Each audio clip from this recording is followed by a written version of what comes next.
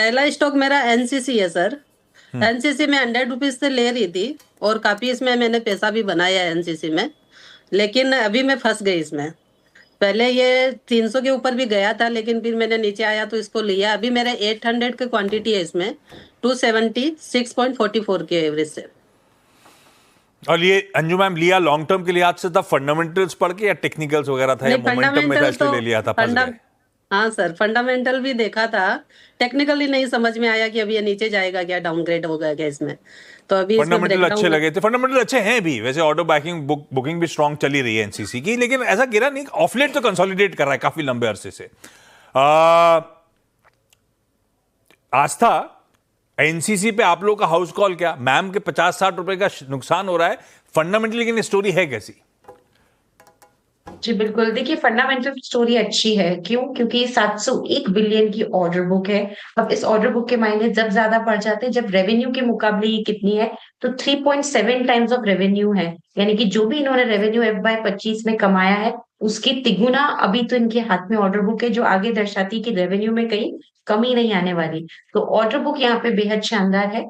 मुझे ये काउंटर अच्छा लगता है, लेकिन बिल्कुल सही बात है कि काफी टूट रहा है। बट मैम आप घबराइए नहीं, मेरे हिसाब से लंबे समय में ये वापस से तेज हो जाएगा। और ऊपर में पहला लेवल तो अभी तो 220 का है, लेकिन 250 तक भी जाने की इसमें बिल्कुल एक उम्मीद है। तो आप इस काउंटर में बने रहें, होल्ड कर ले अपनी पोजीशन को। स्टॉप लॉस अगर आप रखेंगे तो अच्छा रहेगा, जो कि 200 के लेवल पे आता है। तो 200 के एक स्टॉप लॉस के साथ पोजीशन को बनाए रखें। पहला काउंट लेवल इसमें 235 और दूसरा लेवल इसमें फिर 250 का हमें देखने को मिलेगा। इनफैक्ट उसके भी ऊपर जाने के आसार हैं, लेकिन ये कुछ टारगेट्स हैं जो हमें इनिशियली देखने को मिल सकते हैं। तो बने रहिए मैम आप अपनी पोजीशन में।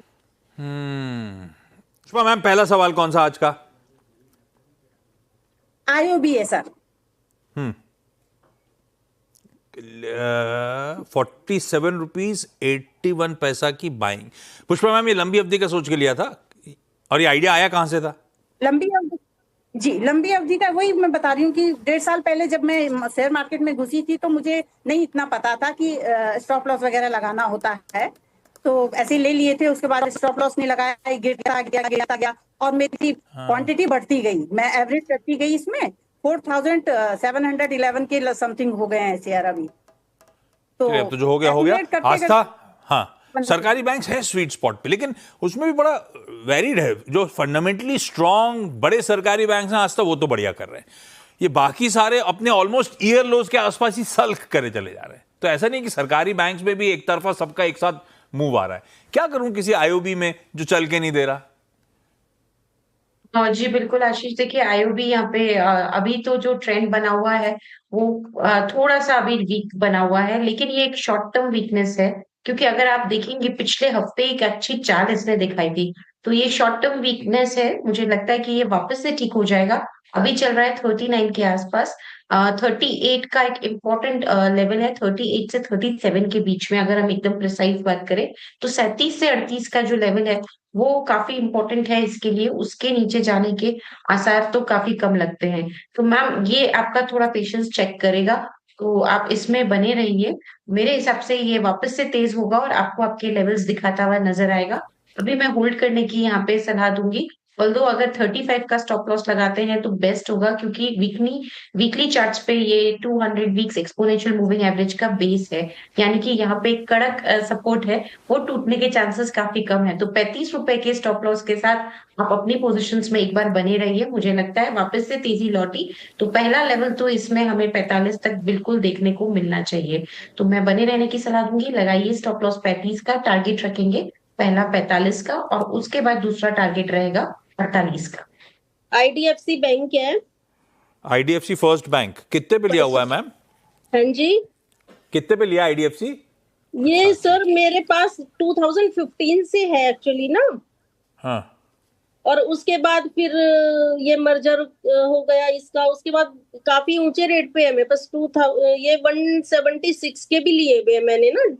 तो ये 88 रुपए जो है एवरेज प्राइस है? हाँ जी, ये 88 अभी एवरेज प्राइस है मेरी। 1000 शेयर्स है इसके मेरे पास, और थोड़े और पुराने भी पड़े हुए हैं मेरे पास।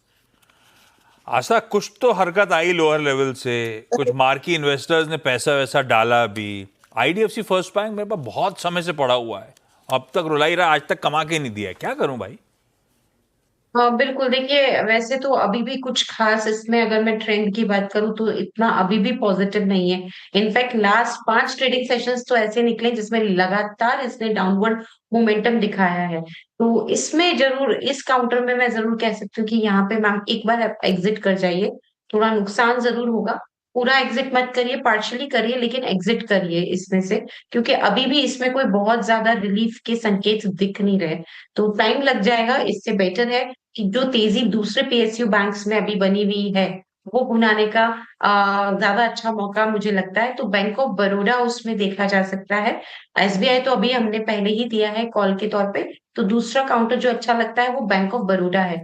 बैंक ऑफ बड़ौदा या फिर कैनरा बैंक, ये दोनों भी अच्छे हैं। तो मैम इन दोनों में से किसी एक में एक्सपोजर ले लीजिए, लेकिन इसमें से आप जरूर कुछ क्वांटिटी में से निकलिए, क्योंकि अभी भी इन लेवल्स पे भी यहाँ पे कोई कॉन्फिडेंस नहीं आ रहा कि यहाँ से पलट जाएगा और फिर से तेज होगा।